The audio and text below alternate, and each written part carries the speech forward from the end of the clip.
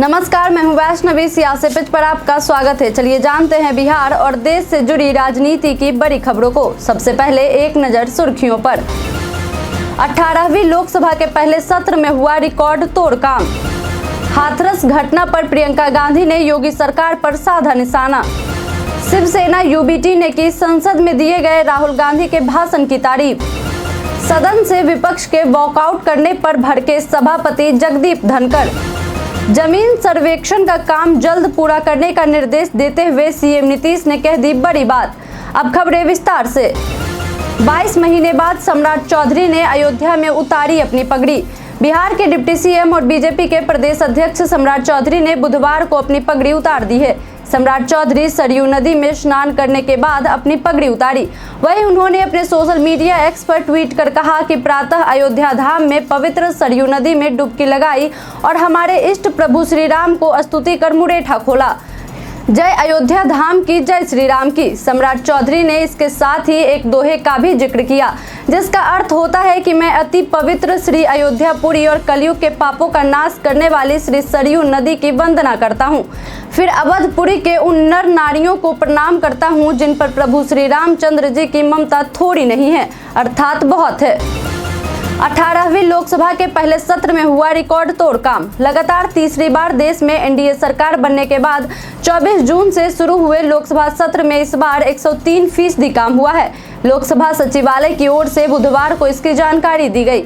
अध्यक्ष ओम बिरला ने बताया कि पहले सत्र में 7 बैठकें हुई और यह लगभग 34 घंटे तक चला। उन्होंने बताया कि सत्र के दौरान लोकसभा ने 103% उत्पादकता दर्ज की है। ओम बिरला ने सदन को बताया कि 27 जून को राष्ट्रपति के अभिभाषण पर धन्यवाद प्रस्ताव पर चर्चा 18 घंटे से अधिक समय तक चली और 68 सदस्यों ने चर्चा में भाग लिया। इसके अलावा 50 सदस्यों ने अपने भाषण दिए और 2 जुलाई को प्रधानमंत्री के उत्तर के साथ चर्चा समाप्त हुई। पूर्णिया एयरपोर्ट के निर्माण के लिए केंद्रीय उड्डयन मंत्री से मिले पप्पू यादव। लोकसभा सांसद पप्पू यादव ने पूर्णिया के हवाई अड्डे निर्माण की मांग को लेकर उड्डयन मंत्री के राम मोहन नायडू जी से दिल्ली में मुलाकात की।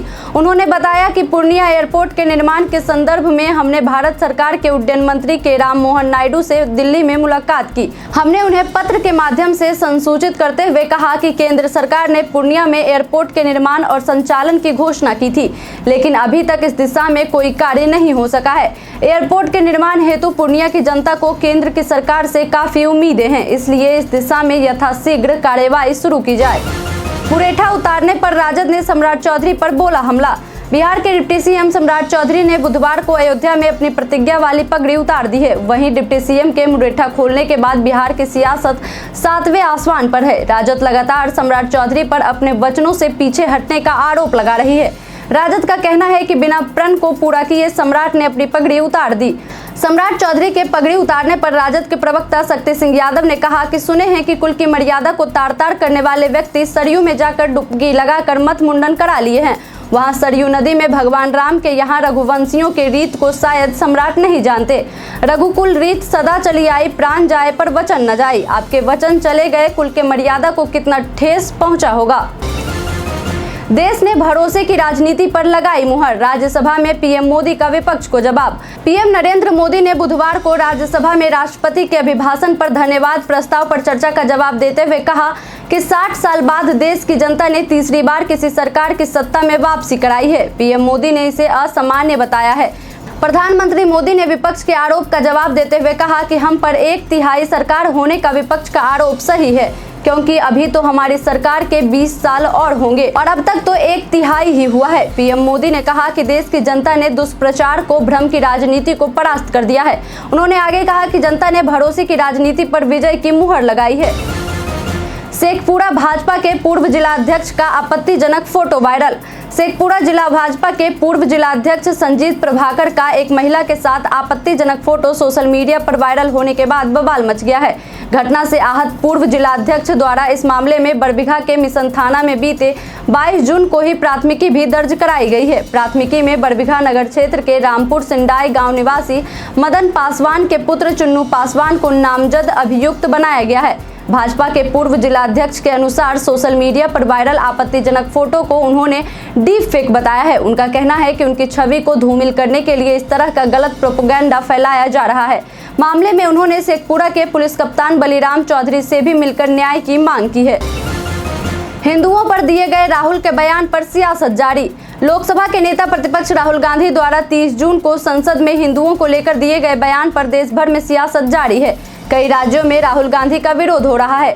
कई राज्यों में नेता प्रतिपक्ष के पुतले तक को जलाया जा रहा है। इसी कड़ी में बुधवार को भारतीय जनता युवा मोर्चा के जिला उपाध्यक्ष आदित्य तिवारी के नेतृत्व में भाजपा बलिया के कार्यकर्ताओं द्वारा राहुल गांधी द्वारा हिंदुओं को लेकर दिए गए बयान को टीडी कॉलेज चौराहे पर राहुल गांधी का पुतला फूंक कर विरोध प्रदर्शन किया गया। युवा नेताओं ने इस दौरान राहुल गांधी के खिलाफ जमकर नारेबाजी भी की। भाजपा और संघ परिवार पर भ्रम फैलाने का भाजपा ने राहुल गांधी पर लगाया आरोप। भाजपा एमएलसी जीवन कुमार ने बुधवार को कांग्रेस सांसद और लोकसभा में विपक्ष के नेता राहुल गांधी के एक हालिया भाषण और बुधवार को उनके किए एक सोशल मीडिया पोस्ट की कड़े शब्दों में आलोचना की। दरअसल राहुल गांधी ने ट्विटर पर किए पोस्ट में कहा है कि गुजरात कांग्रेस कार्यालय पर हुआ कायरतापूर्ण और हिंसक हमला भाजपा और संघ परिवार के बारे में मेरी बात को और पुख्ता करता है। हिंसा और नफरत फैलाने वाले भाजपा के लोग हिंदू धर्म के मूल सिद्धांतों को नहीं समझते। गुजरात की जनता उनके झूठ के पार साफ देख सकती है और भाजपा सरकार को निर्णायक सबक सिखाएगी। मैं फिर से कह रहा हूँ, इंडिया गुजरात में जीतने वाला है। इसे लेकर जीवन कुमार ने कहा है कि राहुल गांधी हमेशा से ही बेबुनियादी बातें करते हैं। वे बिना किसी सबूत और तथ्य के आरोप लगाते हैं। एक जिम्मेदार पद पर आने के बाद भी वे भाजपा और संघ परिवार को लेकर भ्रामक बातें फैला रहे हैं। हाथरस घटना पर प्रियंका गांधी ने योगी सरकार पर साधा निशाना। हाथरस में सत्संग के दौरान हुई 121 लोगों की मौत को लेकर विपक्षी नेता लगातार योगी सरकार पर सवाल उठा रही है। इसी बीच कांग्रेस महासचिव प्रियंका गांधी वाड्रा ने घटना को लेकर प्रशासन पर सवाल उठाए हैं। उन्होंने कहा है कि अनुमति से 3 गुना ज्यादा भीड़, मौके पर प्रशासन नहीं, भीड़ मैनेजमेंट का इंतजाम नहीं, भीषण गर्मी से बचने का कोई उपाय नहीं, कोई मेडिकल टीम नहीं, घटना के बाद एम्बुलेंस नहीं, मदद के लिए फोर्स नहीं, अस्पताल में डॉक्टर और सुविधाएं भी नहीं, लापरवाहियों की इतनी लंबी लिस्ट, लेकिन किसी को कोई जवाबदेही नहीं। हाथरस में जो दुखद घटना घटी उसका जिम्मेदार कौन है? कंगना रनौत को थप्पड़ मारने वाली सीआईएसएफ कांस्टेबल का हुआ ट्रांसफर। लोकसभा सांसद और अभिनेत्री कंगना रनौत को थप्पड़ मारने वाली महिला कांस्टेबल कुलविंदर कौर का ट्रांसफर हो गया है। इस घटना के बाद से कुलविंदर को निलंबित कर दिया गया था। द इंडियन एक्सप्रेस की रिपोर्ट के मुताबिक सीआईएसएफ की कांस्टेबल कुलविंदर कौर को अब बेंगलुरु ट्रांसफर कर दिया गया है। बता दें कि न्यूज एजेंसी एएनआई की रिपोर्ट के मुताबिक सीआईएसएफ ने यह साफ किया है कि कांस्टेबल कुलविंदर कौर अभी भी सस्पेंड ही रहेंगी और उनके खिलाफ विभागीय जांच अभी भी जारी रहेगी। लोकसभा की सदस्यता लेने पेरोल पर इस दिन बाहर आएगा अमृतपाल सिंह। पंजाब के खडूर साहिब लोकसभा सीट से चुनाव जीते अमृतपाल सिंह 5 जुलाई को संसद में शपथ लेगा। यह जानकारी सरबजीत सिंह खालसा ने दी है। अमृतपाल सिंह को कुछ शर्तों के साथ 5 जुलाई से 4 दिन या उससे कम समय के लिए पेरोल दी गई है, जिसके बारे में जेल अधीक्षक डिब्रूगढ़ को सूचित कर दिया गया है। इससे पहले पंजाब सरकार ने असम की डिब्रूगढ़ जेल में बंद वारिस पंजाब देश संगठन के प्रमुख अमृतपाल सिंह का लिखित अनुरोध लोकसभा अध्यक्ष ओम बिरला को भेजा था, जिसमें अमृतपाल ने अस्थायी रिहाई या पेरोल की मांग की थी। शिवसेना यूबीटी ने की संसद में दिए गए राहुल गांधी के भाषण की तारीफ। संसद के विशेष सत्र में कांग्रेस सांसद राहुल गांधी ने जमकर मोदी सरकार पर निशाना साधा है। लोकसभा में विपक्ष के नेता के तौर पर उन्होंने प्रधानमंत्री नरेंद्र मोदी पर तीखी टिप्पणी की। वहीं अब शिवसेना यूबीटी ने भी राहुल गांधी के भाषण की तारीफ की है। शिवसेना यूबीटी के मुखपत्र सामना में लिखा गया, पिछले 10 वर्षों में प्रधानमंत्री नरेंद्र मोदी, गृह मंत्री अमित शाह और उनकी भाजपा को कभी भी ऐसी स्थिति का सामना नहीं करना पड़ा। लेख में लिखा गया है, अब तक मोदी शाह ने अपने प्रचंड बहुमत के बल पर संसद को अपने पैरों तले रखने का प्रयास किया, लेकिन राहुल गांधी के नेतृत्व में एक मजबूत विपक्ष संसद में उभरा है और उन बेलगाम लोगों पर लगाम लगी है। सदन से विपक्ष के वॉकआउट करने पर भड़के सभापति जगदीप धनखड़। संसद की कार्यवाही के दौरान बुधवार को प्रधानमंत्री नरेंद्र मोदी का संबोधन हुआ। पीएम मोदी राज्यसभा में राष्ट्रपति के अभिभाषण पर धन्यवाद प्रस्ताव पर हुई चर्चा का जवाब दे रहे थे। प्रधानमंत्री के संबोधन के दौरान ही विपक्ष ने जोरदार हंगामा शुरू कर दिया। विपक्षी सांसद पीएम के संबोधन के दौरान नारेबाजी कर चिल्लाने लगे। वहीं विपक्ष ने थोड़ी देर तक सदन में हंगामा करने के बाद वॉकआउट कर दिया और वे संसद भवन से बाहर निकल गए। सांसदों के सदन से बाहर निकलते ही सभापति धनखड़ ने उन पर संविधान का अनादर करने का आरोप लगाया है। उन्होंने गुस्से में कहा, खड़गे जी ने सदन से बाहर निकलकर अपनी शपथ का अपमान किया है। उन्होंने संविधान का मजाक उड़ाया। मुझे उम्मीद है कि वे आत्मचिंतन करेंगे। बिहार में बाढ़ की समस्या को खत्म करने के लिए डबल इंजन सरकार उठाएगी बड़ा कदम। हर साल बाढ़ की विभीषिका झेलने वाले बिहार में अब जल्द ही यह समस्या समाप्त हो जाएगी। केंद्र की डबल इंजन सरकार ने बिहार में बाढ़ से निपटने के लिए 5 सदस्यीय कमेटी का गठन किया है, जो आज यानी 4 जुलाई को अपनी रिपोर्ट केंद्रीय जल आयोग को सौंप देगी। कमेटी के सुझाव पर सरकार जल्द ही इस दिशा में ठोस पहल करेगी। दरअसल जेडीयू के राज्यसभा सांसद संजय कुमार झा ने इसकी जानकारी दी है। उन्होंने पिछले दिनों केंद्रीय वित्त मंत्री निर्मला सीतारमण से मुलाकात कर इस समस्या को उनके समक्ष रखा था, जिसके बाद वित्त मंत्री ने उच्च स्तरीय बैठक बुलाई और 5 सदस्यीय कमेटी का गठन किया। यह कमेटी नेपाल में भारी बारिश के कारण बिहार में आने वाली बाढ़ के पानी के प्रबंधन का सुझाव केंद्र सरकार को देगी। ललन सिंह को बगल में बैठाकर पीएम मोदी ने एनडीए के रिश्तों पर उठ रहे अटकलों पर लगाया विराम। प्रधानमंत्री नरेंद्र मोदी ने बुधवार को जदयू सांसद और केंद्रीय मंत्री ललन सिंह को अपने बगल में एक ही सोफे पर बिठाकर सबसे बड़ी सियासी मुलाकात की। केंद्र में लगातार तीसरी बार सरकार बनाने के बाद से प्रधानमंत्री नरेंद्र मोदी एनडीए की एकजुटता को बार बार दिखा रहे हैं। संसद सत्र में भी यह देखने को मिला। प्रधानमंत्री नरेंद्र मोदी के नेतृत्व में एनडीए नेताओं ने उपराष्ट्रपति से मुलाकात की, तो इस दौरान जदयू और भाजपा के रिश्तों की प्रगाढ़ता देखने को मिली। राज्यसभा का सत्रावसान होने के पश्चात उपराष्ट्रपति के कक्ष में शिष्टाचार मुलाकात की गई। इस दौरान जो तस्वीरें सामने आई उसमें प्रधानमंत्री नरेंद्र मोदी के साथ एक ही सोफे पर जदयू के ललन सिंह बैठे दिखे। मणिपुर हिंसा पर आया पीएम मोदी का बयान। प्रधानमंत्री नरेंद्र मोदी ने बुधवार को कहा कि मणिपुर की स्थिति सामान्य करने के लिए सरकार निरंतर प्रयास कर रही है।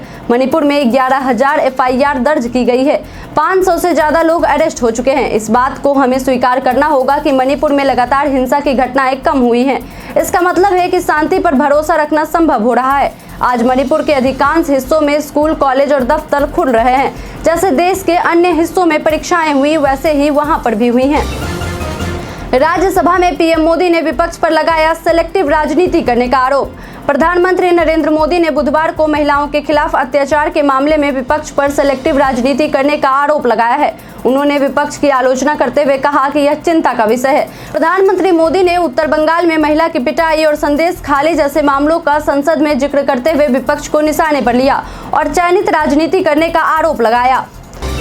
हाथरस हादसे पर राष्ट्रीय महिला आयोग की अध्यक्ष ने कर दी बड़ी मांग। उत्तर प्रदेश की हाथरस में हुई भगदड़ की घटना पर राष्ट्रीय महिला आयोग की अध्यक्ष रेखा शर्मा ने नारायण हरि सरकार पर सवाल खड़ा करते हुए जल्द से जल्द उसकी गिरफ्तारी की बात कही है।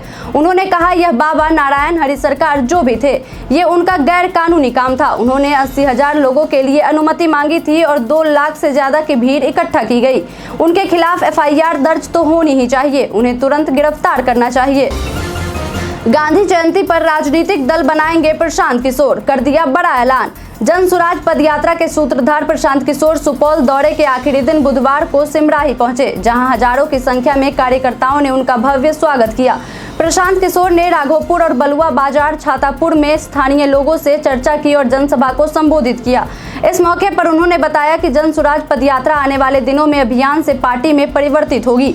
आगे उन्होंने कहा कि हम वोट नहीं मांगते हैं, बिहार में मेरा कोई दल भी नहीं है। जन सुराज में गांव-गांव से जो लोग मिले हैं, ये सभी मिलकर 2 अक्टूबर 2024 को दल बनाने जा रहे हैं। बिहार में पुल गिरने पर तेजस्वी ने एक बार फिर एनडीए सरकार पर कसा तंज। बिहार में पुलों के ढहने का सिलसिला जारी है। बिहार में बुधवार को एक दिन में 4 पुल गिर गए। अकेले सीवान जिले में एक दिन में 3 पुल ढह गए। आए दिन बिहार में पुल गिरने को लेकर बिहार विधानसभा के नेता प्रतिपक्ष तेजस्वी यादव ने डबल इंजन सरकार पर तंज कसा है। तेजस्वी यादव ने बिहार की एनडीए सरकार पर निशाना साधते हुए कहा कि और बिहार में आज का 4था पुल गिर गया। सोशल मीडिया प्लेटफॉर्म एक्स पर उन्होंने लिखा कि बीजेपी और नीतीश कुमार की हैशटैग बिहार में वर्षों की रिकॉर्ड तोड़ ईमानदारी से तंग आकर दिन में अभी तक समाचार लिखे जाने तक कुल 9 पुलों ने पानी में कूदकर आत्महत्या कर ली। Hashtag Bihar, hashtag corruption. जमीन सर्वेक्षण का काम जल्द पूरा करने का निर्देश देते हुए सीएम नीतीश ने कह दी बड़ी बात। बिहार के राजस्व भूमि सुधार विभाग में की ओर से बुधवार को बड़े पैमाने पर अभ्यर्थियों को नियुक्ति पत्र बांटा गया। पटना में आयोजित खास कार्यक्रम के दौरान सीएम नीतीश कुमार ने अभ्यर्थियों को नियोजन पत्र सौंपा। इस दौरान सीएम नीतीश ने जमीन सर्वेक्षण का काम बेहतर ढंग से करने का सीएम नीतीश कुमार ने मुख्य सचिव ब्रजेश मेहरोत्रा को निर्देश दिया कि जल्द से जल्द जमीन सर्वेक्षण का काम पूरा करा ले। सीएम नीतीश कुमार ने मुख्य सचिव ब्रजेश मेहरोत्रा से कहा कि हाथ जोड़कर कह रहा हूं, जमीन सर्वेक्षण का काम जल्द पूरा करें। पैर पकड़ने को कहेंगे तो पैर पकड़ लूंगा। जुलाई 2025 तक काम को खत्म कर दे। अब बढ़ते हैं आज के सवाल की ओर। आज का सवाल है कि आपके अनुसार हाथरस हादसे में सबसे बड़ा दोषी कौन है। आप अपना जवाब हमें हमारे कमेंट सेक्शन बॉक्स में लिखकर जरूर बताएं। आज के लिए इतना ही, धन्यवाद।